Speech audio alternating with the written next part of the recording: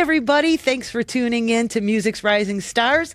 I'm your host, Lisa Miller, and I'm really excited about introducing you to one of the biggest rising stars, Anna Cristina Cash. She's here with us all the way from Nashville, and we're going to talk about her career, her new music, and her musical journey all the way to the top. Hi, Anna Cristina. How are you? Hi, how are you doing? I'm so happy we can finally talk. Absolutely. And you've been busy.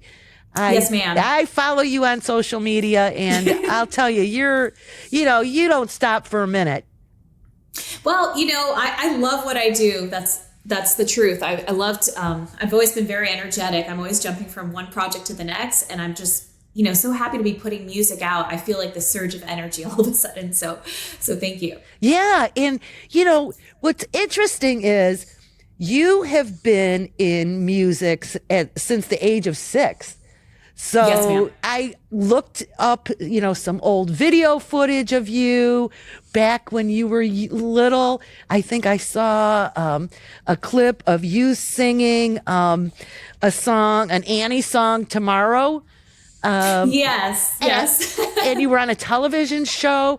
So you really have had, a lifelong career before you met John Carter Cash, your husband, who is the only child of Johnny Cash and June Carter Cash. So, I want to talk to you about your musical journey. So you were 6, like I said, you were on a television show. What was that all about? So yes, the television show was called Sábado Gigante. It was on Univision Network in Spanish. It's the largest Spanish network there is in the country, and they broadcast internationally. Sábado Gigante translates to Giant Saturday, and what it was essentially was a big variety show. So there was a portion where there were kids doing like little kids musicals or kids competitions, and they used to have a number at the bottom of the TV that said, if your child has any artistic ability or pursuits, please call this number. So my grandmas, both of them, they used to watch that show religiously. So they had my mom call the number. I auditioned. So pretty soon they were calling me for those little musical segments. So I would rehearse at Univision Network, big TV studio with big satellites after school. And and they also, the producer of the show, her name was Maite Montenegro. She was from Chile. She's a big star in her country of Chile. And she became the producer of the children's segment. And she and her husband had an academy that trained in dance, and acting in Spanish, as well as singing mostly in Spanish. So I used to go to that academy. So when I wasn't doing the kid competitions, the one you saw of Annie, Tomorrow, was Mañana. It was the Spanish version of Tomorrow. So I started my career very early, and then I started recording and eventually writing songs, which led to the record deal at age 15 with Sony. So yes, a lot of people in Nashville, when I moved here, they were unaware of all the work I had done in the Spanish world prior. So it's interesting, when I started recording country music and kind of like really blending those things, I was sort of new to this territory. But I had a world of work that I'd done before as a kid, primarily. And you are so poised at such a young age. And now that you're saying too about that academy, and, it was a big production as far as the television show goes. And what a way to get, that foundation for performing, because it really has paid off in many ways. Like you said, 15 years old, you land a record deal. Yep. But you grew up in Miami. And I also thought it was very fascinating, your parents. I want to talk to you about your parents. They came to the United States in the early 1960s to escape Fidel Castro's communist regime. And what a story. Yes. Do they talk about their time, in that part of history, and how it changed that they've been here now in the United States? It's very interesting. They went through the same thing, but they had two very different experiences. My mom came in 1968. So she got a little bit of more of the brunt of the communism as it took over. There was definitely bullying from the military personnel, like when they figured out that my mom's family was leaving Cuba. So there was a lot of bullying. My mom was put as a young woman, like 17 years old, to work in a labor camp, where she had to peel potatoes and everything. So like the onset of communism was there. It was like fully integrated by the time my mom was leaving Cuba. Because the story was my maternal grandfather, Francisco, my great grandmother hid his passport because all of the children were leaving. She had 13 kids and she wanted one to stay behind. So she hid my grandfather's passport so they couldn't leave Cuba early, which was sad, so they eventually got out. And, I did understand the reasoning, I guess, a little bit, but yeah, she did hide the passport. And then my father's experience with my uncle, Ruben, my dad's name is Renee, my uncle's Ruben. They went through this organization called the Peter Pan Flights, Pedro Pan. And it was an organization by the Catholic Church to bring the Cuban children, and it was like hundreds, like a few thousand, to Miami, Camp Matecumbe. And they lived in this encampment until they were in foster care and until the parents could come. So they came to Cuba without the parents at 15, 16 years old. And that was really rough. So it's difficult for my dad to talk about that. My uncle's a little bit more verbal. I was able to get more out of my uncle about that. But I think going in and out of foster care was difficult. I think it was traumatic because I know that there were some families that were nice, maybe not so much others, you know what I mean? So until my dad and my uncle's parents came, they were on their own, but they credit education for everything. They really made something out of themselves. They were hardworking. They became engineers. They studied in Tampa. And they have a very successful air conditioning company that they built in 1972. And I used to work there part of the time. I used to work there during the summers. And, whether it was customer service or dispatching mechanics, I have that experience as well. And I'm so thankful for that example in my life, actually, both of my parents. And had it not been for my grandparents on both sides, I would not be here essentially without their sacrifice. And I think of what my life has become now and what I'm able to do. I would not have been able to do any of these things in Cuba had I been born in Cuba. Yes. And thank you so much for sharing that. I think it's important. Yes. And, your work ethic is tremendous. And I'm going to go through a little bit of, the things that you've accomplished in your life. And number one, education was important, like you said, with your family. And you not only earned a bachelor's degree in journalism from Florida International University, you also attained your master's degree from Harvard. Yes, ma'am. It's right there. Actually, I have both the FIU degree and the Harvard degree. So I had just had my daughter Grace. She was 4 months old. And I felt like there's so much going on in my life. I had to really assimilate to Nashville, essentially. Like when I moved to Nashville to be in the relationship with John before we got married, it was all my friends were his friends. So it was like starting all over again. I had to find my identity. Who was Anna in all of this? And now marriage and in family. So it was an entirely new identity that I had. And I was really interested in writing fiction at the time because I'm really into young adult fantasy novels like Twilight, The Hunger Games. I was really into all that stuff. And for as long as I've been writing songs since I was like 14, 15 years old. I had no idea how to structure fiction. And I just became fascinated. And I'm like, I think I'm going to go back to school. So I did their hybrid program where I was there part of the time or online part of the time, their independent study essentially. And what's great is having the ability to do both because we used to travel a lot for work and I had a small child at the time. This was before my son was born and we'd be in different countries and I'd be doing my classes. I'd be waking up at like 4:00 in the morning from, Australia, when we had to do things over there. And really what that has done going back to school later in life it's expanded my brain as far as like my work now and doing the lyric writing still. I've pulled so many ideas just from that. And when young kids ask me about songwriting and what advice I would give, the biggest advice I would give is you have to be a reader in order to be a writer. You have to have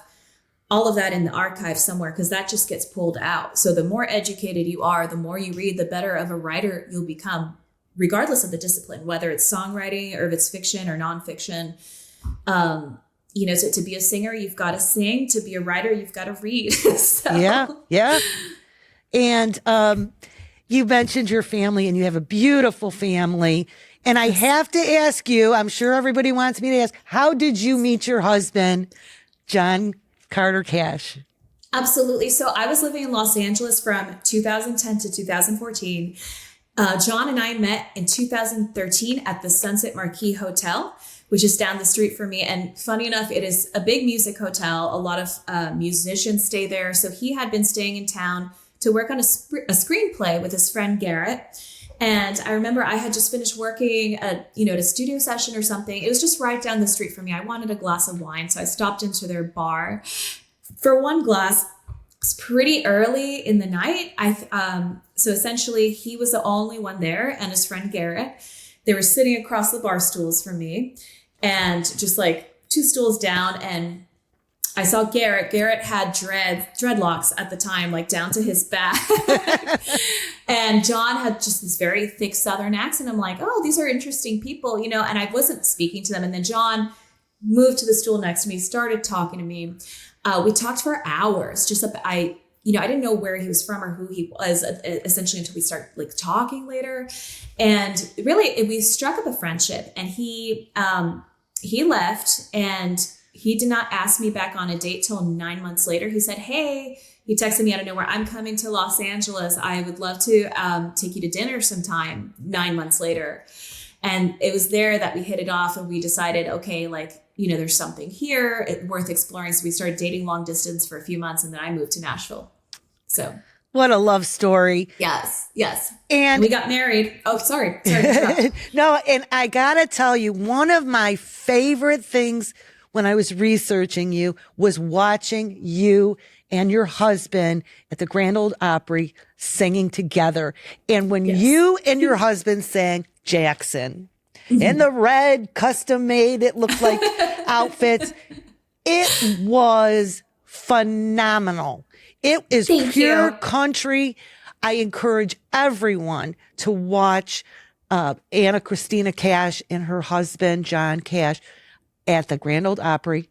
And tell us about that experience, being together, and kind of following the footsteps, really, of John's parents.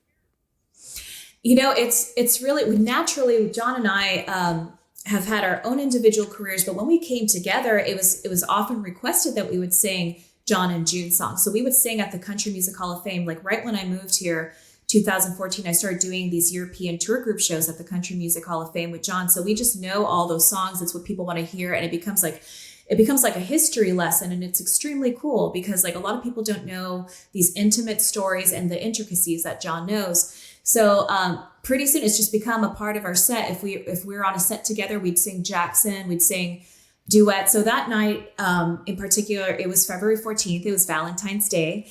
And we thought, and they told us well in advance. So we planned the outfit. So we went to Manuel Cuevas, very famous for doing all the country musicians. And we're like, we need matching red suits. Yeah. So he asked us a lot of questions.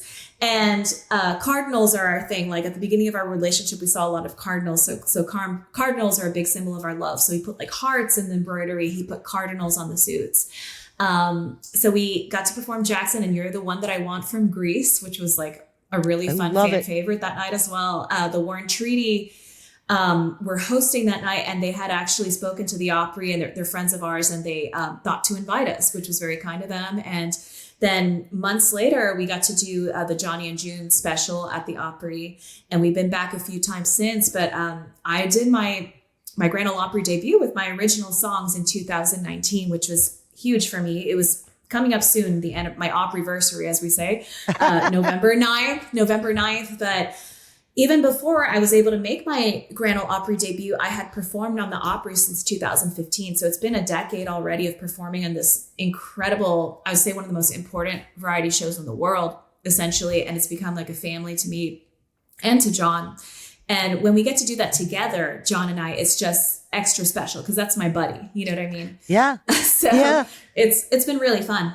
Yeah. It's it's amazing what the two of you bring to your performances. It's just magic. Thank And, you. It means a lot. yeah, and I really enjoy watching you together. I want to say I did see you perform at the Grand Ole Opry for the 100th anniversary celebration, and you sang the song Hurt, accompanied by your husband on the guitar. And Hurt was a deep song that was performed by your late father-in-law in 2002. Absolutely. And Yes. what was that like for you? And you did a fabulous job, by the way. Thank you so much. So that was a very special night for us as well. Hurt is a very heavy song, It and is. it took on new life when it was from Nine Inch Nails before. Trent Reznor sang it and wrote it when he was very young. And when John's father took it on in the early 2000s, he was already an older man. June had passed when he had, I think, recorded it, done the video. And it just took on a very sad meaning because the video, it went through flashbacks of his life. And I was joined by John playing the guitar that night, but as well by our friend Chris Perez of the Chris Perez Band. And I don't know if you're familiar with Selena and Los Dinos, Yes. but Chris was Selena's husband. Selena passed away very tragically when she was 23 Right. years old. We invited Chris to be on that show with us. So he played Jackson, as well as I think Read to Bring a Fire and Hurt. And I had a friend that had just passed away 2 weeks prior to that performance. So I dedicated it to my friend Eduardo Salinas in my mind. He was an ER doctor in Miami, a beautiful family with 3 children and a beautiful wife. And he had passed away tragically. And that was very heavy on my mind that night, as well as thinking about John's parents and paying tribute to them and what it meant for John's dad to sing that so late in his life as he was. I encourage anyone to see the video for Hurt with John's father, Johnny Cash, because you will cry. I can't think of anyone who that would not touch, Yes. essentially. Yes, thank you for sharing that. Yes. It's nice to talk with you because you do have that inside look and knowledge about something that everybody loves. Everybody loves Yes. Johnny Cash. And you Absolutely. capture Yes. it, the two of you, so beautifully. And I think too, this will be a good time to introduce your new song, Daybreak, because I don't want to Yes. have the audience wait another minute. We've been talking about your music. I want them to hear a song snippet of Daybreak Yes. by Anna Cristina Cash. And when we come back, we'll talk more music. We've been working overtime, been out of our minds. I'm sick of the same four walls. Sometimes I fantasize about just you and I, getting up and leaving it all. Let's take it slow like a southern drawl.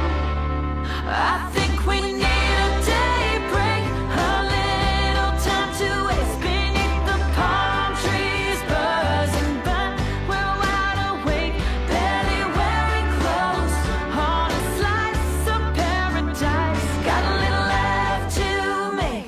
We need a daybreak, yeah. I love that song, Anna. It's Thank you. terrific. And you recorded a Spanish version, correct? I did. So essentially Daybreak I wrote with Willie Breeding, one of the co-producers on the record, along with John Carter and Gabriela Escoto. And with Jody Marr, I did the Spanish version of Daybreak called Un Break, and I just got to perform it on Despierta America and Univision. I got to go back to my old stomping grounds that I used to perform in when I was a little girl, and I felt like a little girl again just a few months ago, going back to Univision. And Despierta America is their big morning show, and I did get to do the Spanish version of Daybreak and Break, which is really cool. Yeah.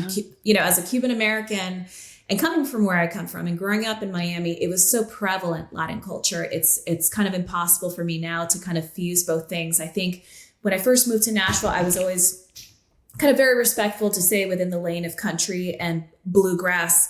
And now I feel like as country is opening itself up a little more to fusions and new things, I've been doing more of these like Spanish translations and such. Yeah, and you do it beautifully. I don't know what you're saying, but I love even when you're talking today, it's so cool. Are you teaching your kids like Spanish, or, are you going to go and dive into that with them? I'm really trying. I know that my daughter's school, they don't start teaching them till I think the 4th grade. So I'm trying, but we go enough. We visit Latin American countries with them. We visited Argentina last year. We go to Miami quite frequently where people dip in and out of Spanish all the time. We try to do it at home. John is actually the one learning Spanish. He's taking an actual physical class right now in a college for Spanish.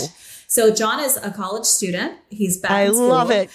And he takes his backpack and he's very diligent about his Spanish. And, I'm hoping that we can have conversational Spanish together for the sake of the kids, because it's kind of hard when I'm trying to teach the kids Spanish and it's one-sided. But I think if since he's so into it now, I'm hoping that the kids will get into it a little more. Yeah, he has such a charismatic way about him. You guys could have a reality show. I mean, really. People would watch. He's very funny. And I think you play back and forth so well in, the songs that I've seen. Mm-hmm. But and you have the Cash Cabin studio together, which is a historical site, to say the least. Yes. It's a reality show right there, Anna. Pretty much, yes. It's interesting because John, I've taught him a lot and he's taught me a lot. He's adopted my Latin cultures, learning Spanish, and I've adopted country life, like Southern life, Tennessee life. I love farms, for example. I had not seen the dark essentially until John and I started traveling in a lot of rural areas and performing in rural areas. So he calls me the city girl, so I have completely adapted to country life. I love nature so much, and he's taught me so many of those things essentially. He if you want to laugh, he fed me squirrel soup once. He actually shot a squirrel. See, I'm telling you.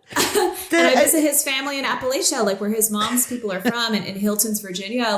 We're all very close, and I'm very close to that side of his family and the Cash side as well, that they're originally from Arkansas. And so we've kind of blended our two worlds, and our kids are kind of a mixture of those things, essentially, Yeah. And we've adopted each other's ways, essentially. And it's just a part of our daily lives. Yeah. Well, I've got to say, we got to hear your next single that you just released, Florida Girl. Yes. Obviously, you grew up in Miami, and tell us about this song. So Florida Girl, I was very nostalgic when I was writing this song. I wrote it with Willie Breeding. And I talk a lot about, we did have orange trees in the backyard. So I talk about the orange grove in the first verse. My grandmother, Maria Dolores, in the second verse, that whole second verse is dedicated to her. Both grandmas passed away, but the ice cream truck used to come to Maria Dolores' neighborhood all the time, but not to mine. So I would just go stay at my grandma's house so I could go to the ice cream truck and get loaded with all these popsicles with food dye and everything. And it's just how how she's gone and how I miss her voice, essentially. So there's a lot of imagery. I talk about palm trees and tailgates and country songs, breezes, beaches. So it paints a true picture of life growing up in Florida, not only the nostalgia for being a little girl again, but that transition from a girl into being a woman, and kind of just figuring yourself out, digging deep within yourself to figure out who you are. So it's Florida Girl, the song, really signifies identity to me. Terrific. We're going to play a snippet, Florida Girl by Anna Cristina Cash. And when we come back, we're going to close out the show.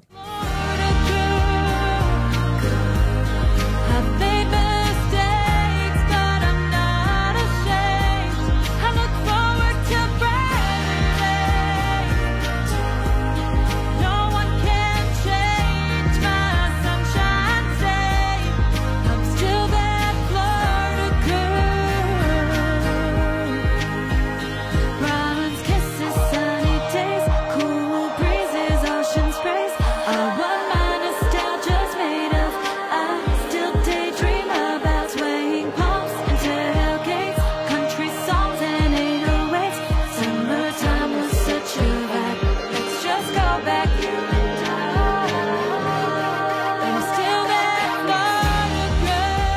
Another hit. Congratulations, Anna. Thank you. Thank you. So tell us, how can our listeners and your fans follow you on social media, check out your website?